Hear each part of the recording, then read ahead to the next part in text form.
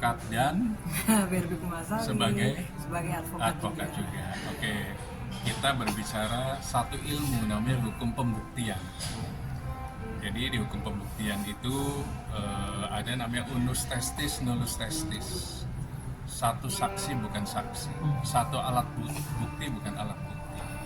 Jadi hak dan kewajiban untuk menghadirkan alat bukti itu hanya ada di masing-masing pihak. Kalau JPU dia harus menghadirkan alat bukti baik saksi ataupun alat bukti dokumen dan lain-lain. Begitu juga kuasa hukum dan terdakwa harus menghadirkan alat bukti dan saksi serta saksi ahli. Bila ada alat bukti yang kita sebut saksi yang ingkar, kan tinggal minta permohonan ke majelis hakim bahwa saksi tersebut, saksi fakta tersebut adalah saksi kunci atau kita sebut saksi mahkota. Karena apa? Bisa jadi ketidakhadirannya karena sudah by setting, mungkin dugaannya. Jadi dari sana solusinya cuma satu, terdakwa dan kuasa hukumnya harus bermohon supaya menghadirkan alat bukti yang kita sebut saksi fakta tersebut. Bila hanya satu-satunya alat bukti yang paling esensial di kasus pidana Undang-Undang Nomor 35 Tahun 2009 tersebut tentang narkotika. Kalau memang itu satu-satunya, bermohon tertulis dan bermohon verbal di dalam persidangan supaya bisa dihadirkan. Karena kalau tidak bisa dihadirkan, berarti kan tidak ada alat bukti yang bisa memperkuat posisi dari terdakwa dan kuasa hukumnya. Harus dicari lain. Bisa nggak? Nah itu kan ada, pidana itu ada waktu. Beda dengan perdata yang tidak dibatasi waktu sidang. Kalau ini kan ada waktu. Harus izin lagi nanti ke pengadilan tinggi, Mahkamah Agung dan lain-lain. Jadi harus segera, kalau memang benar ada, upayakan kuasa hukumnya A itu menghadirkan saksi kunci tersebut. Karena hakim itu sebenarnya menunggu. Hakim tidak bisa aktif. Yang aktif adalah yang punya kepentingan. Barang siapa yang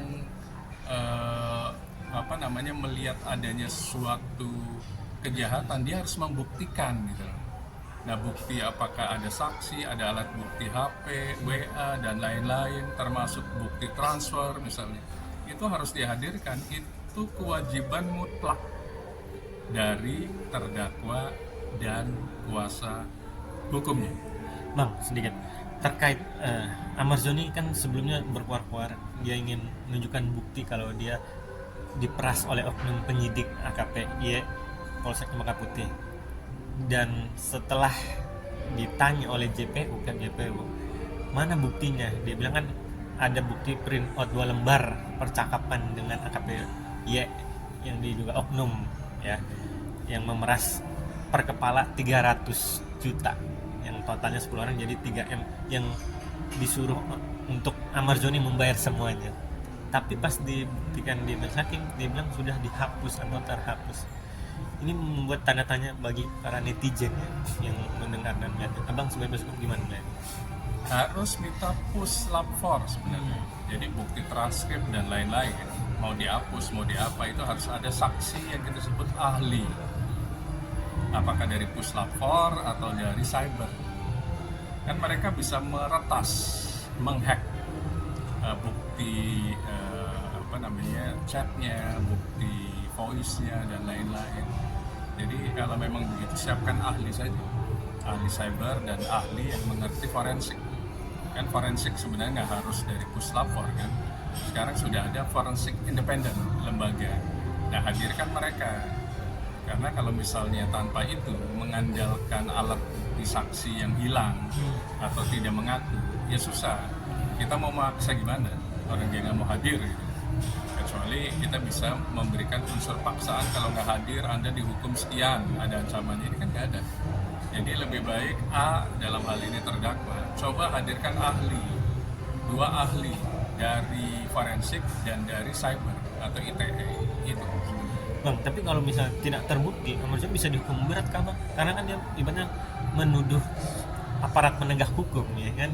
Di KUHP baru ada namanya delik aduan absolut. barang siapa yang merasa dirugikan itu harus melapor karena dia korban. Dia tinggal tunggu saja dilaporkan.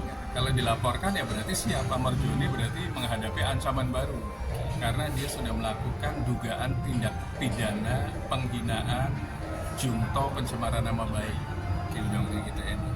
Jadi KUHP baru dijuntokan dengan Undang-Undang ITE.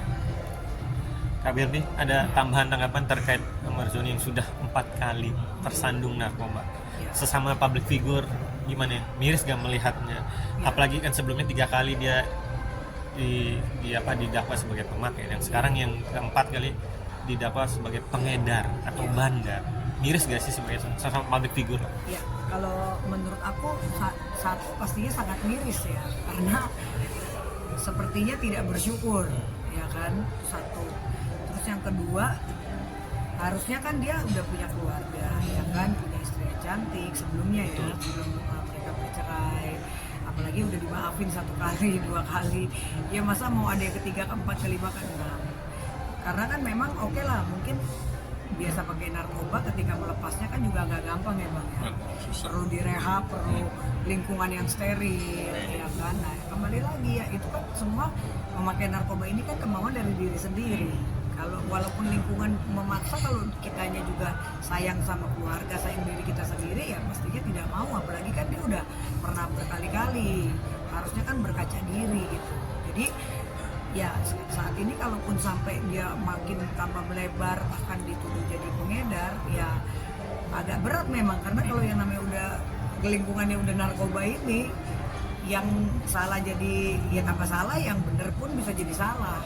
Nah ini kan risikonya bagaimana nanti pembuktian dia di sidang gitu. Jadi tadi aku sepakat sih yang abang itu bisa dihadirkan saksi ahli ya bang ya, dari puskesmas atau dari cyber gitu, karena mau dihapus seperti apa kan dari cyber kan pasti akan keluar tetap datanya gitu. Jadi nggak cuman harus membuktikan saksi seseorang aja gitu, pasti banyak cara lain untuk bisa dihadirkan.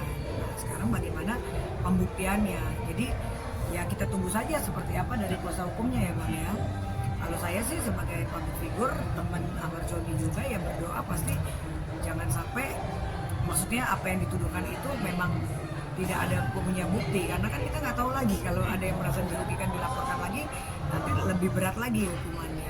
Ini sangat sayang, dan buat teman-teman semua sebagai public figure ya kita harus mencontoh dari kejadian yang ada ya, maksudnya bukan jangan sampai ini contoh Marjoni dikala dulu karirnya lagi naik banget ya kan, punya anak, punya istri yang cantik, bahagianya ya, tapi dia kan tidak bisa melepas jeratan dari narkoba. Akhirnya apa, kalau orang udah narkoba psikis hancur, depresi ya kan, untung nggak bunuh diri. Itu kan banyak banget yang seperti itu, apalagi udah berkali-kali, karena berat loh di tahanan narkoba itu, beda sama tahanan pidana-pidana yang lain. Di narkoba ini aduh pokoknya berat banget deh, apalagi kan berlawanan dengan pihak kepolisian misalnya, ada tuduhan-tuduhan yang dia tidak bisa membuktikan. Nah itu tadi, jadi apa ya, bukan hal yang main-main, karena ini menyangkut hidup dan diri dia sendiri buat masa depan. Jadi buat teman-teman semua, berkaca dari kejadian Marjoni ini, ya kita doakan yang terbaik ya, maksudnya yang terbaik, mudah-mudahan segera bisa disaksikan, dihadirkan saksi ahli ya kan, untuk bisa dia membuktikan apa yang dia tuduhkan. Karena kan kalau dihukum itu siapa yang mendalilkan, dia harus membuktikan kan, kembali lagi ke situ. Jadi